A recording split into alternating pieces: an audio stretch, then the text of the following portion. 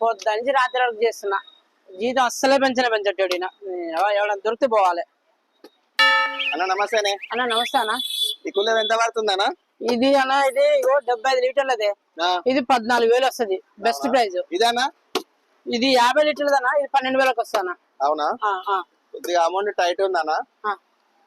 వస్తాయి 2-3 రోజులు వచ్చి తీసుకొని పోతా. సరే. ఇంత కష్టపడుతున్నా ఎంత ఇస్తారన్నా నీకు శాలరీ? ఎంత ఇస్తాడన్నా? మా సేటు 20,000 ఇస్తాడు. అంతే? 20,000?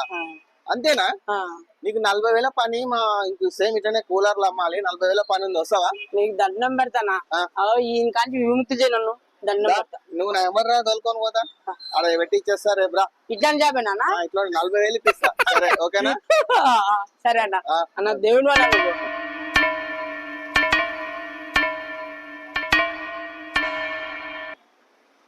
ఇంకెంతసేపు చేస్తారా ఇక్కడ పని? ఆ లోపల ఎంత పని ఉంది తెలుసా?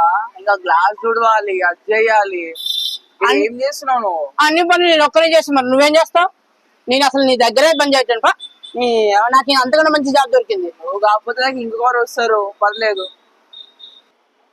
ఇంకా కొత్త బకరే ఎవడు వస్తాడబ్బా? అయ్యా ఏమన్నా పని ఉందా? ఎవడరా బకరా? ఈ పని నేను చేస్తాను. గుడిచెట్టు నా కొడక, నక్కలు నా కొడక. పని ఉందా సార్? ఆ పని నేను చేస్తాను సార్. అన్న జర పక్కకి జరిగి, జర పక్కకి జరి.